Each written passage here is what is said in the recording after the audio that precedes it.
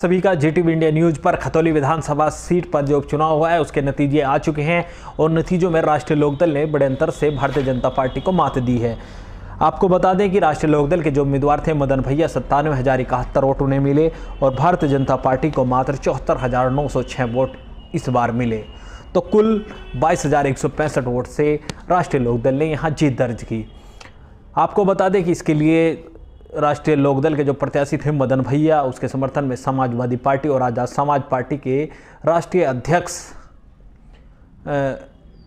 चंद्रशेखर आज़ाद लगातार जनसंपर्क कर रहे थे। वहीं समाजवादी पार्टी के भी कई नेता हरिंदर मलिक, इकरा हसन, पंकज मलिक के अलावा कई नेता लगातार चुनावी प्रचार कर रहे थे, जिसकी बदौलत यह सफल हुआ। हालांकि चुनावी प्रचार की बात करें तो मुख्यमंत्री योगी आदित्यनाथ भारतीय जनता पार्टी की उम्मीदवार राजकुमारी सैनी के पक्ष में प्रचार करके गए हैं।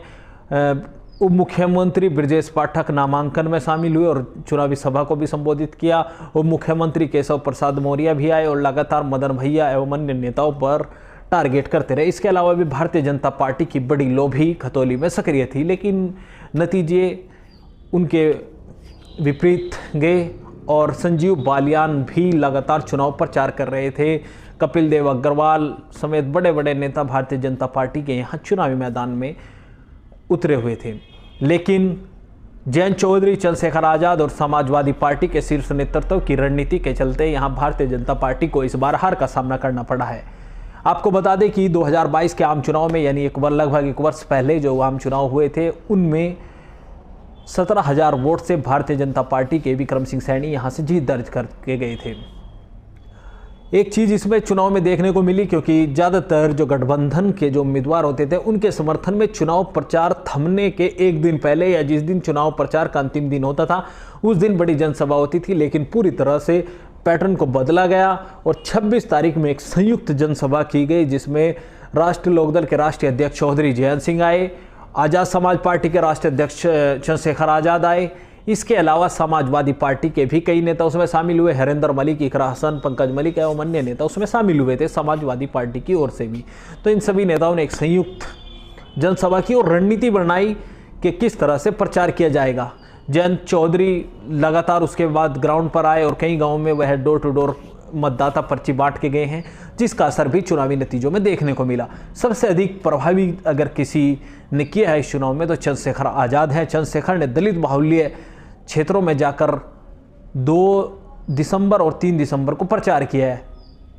3 दिसंबर को चंद्रशेखर आज़ाद का जन्मदिन मनाया जाता है। चंद्रशेखर आज़ाद का जन्मदिन 3 दिसंबर को होता है।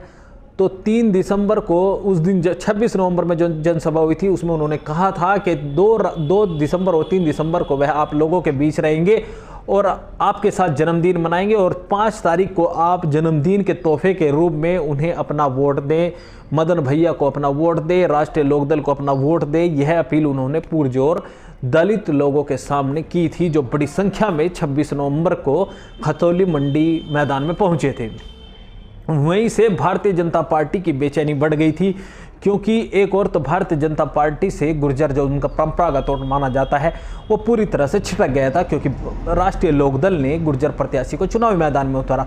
गुर्जर समाज के भी उस नेता को उतारा जिनका प्रचार करने की आवश्यकता राष्ट्रीय लोकदल को नहीं थी। हर गुर्जर उनके बारे में जानता है, क्योंकि गुर्जरों में उनका बड़ा प्रभाव माना जाता था। हालांकि अभिषेक चौधरी को भाजपा में शामिल कर कुछ बाहरी और इस तरह के मुद्दे को उछालने का प्रयास भारतीय जनता पार्टी ने किया और हालांकि उस पर उन्हें सफलता नहीं मिली। इस चुनाव में अभिषेक चौधरी गुर्जर के सियासी कैरियर पर भी सवाल खड़ा हो गया है, क्योंकि अभिषेक चौधरी बड़े दावे कर रहे थे कि भारतीय जनता पार्टी में उन्हें सम्मान मिला है और वह भारतीय जनता पार्टी को ये सीट दिलाने में कामयाब होंगे। राष्ट्रीय लोकदल में आम कार्यकर्ता का सम्मान नहीं, इस तरह की बात अभिषेक कर रहे थे, लेकिन चुनावी नतीजों के बाद कहीं ना कहीं वह भी हाशिए पर होंगे। इसके अलावा दूसरी चीज़ ये कि चंद्रशेखर आज़ाद, जयंत चौधरी और मैनपुरी में अखिलेश यादव ने जिस तरह से डोर टू डोर प्रचार यानी ज़मीनी स्तर पर प्रचार किया है, यह इससे पहले देखने को नहीं मिला था।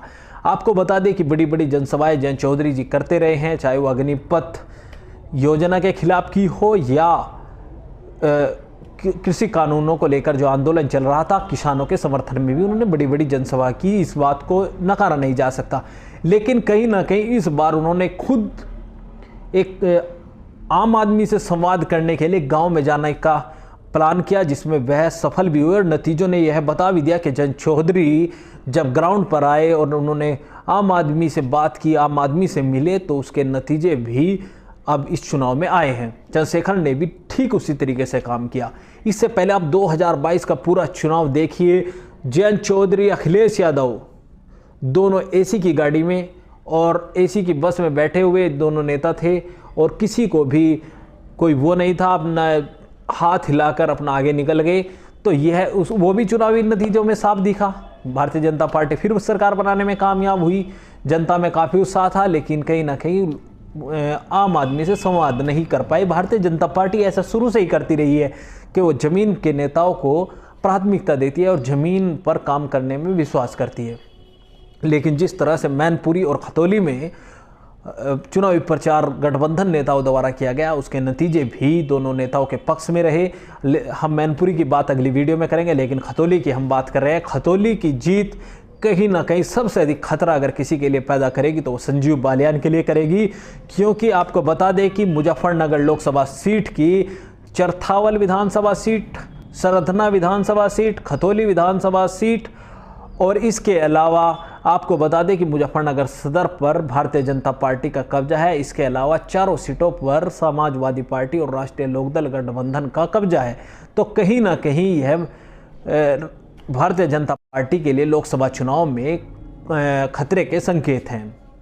लेकिन हर चुनाव अलग तरीके से लड़ा जाता है। आम चुनाव में भारतीय जनता पार्टी इसी सीट से 17,000 से जीत कर गई थी, उपचुनाव हुए तो 22,000 से हार गई। हर चुनाव अलग होता है। भविष्य में क्या होगा यह तो आने वाले समय में पता चलेगा, लेकिन राष्ट्रीय लोकदल और समाजवादी पार्टी को चंद्रशेखर आजाद का जो साथ मिला है उससे ताकत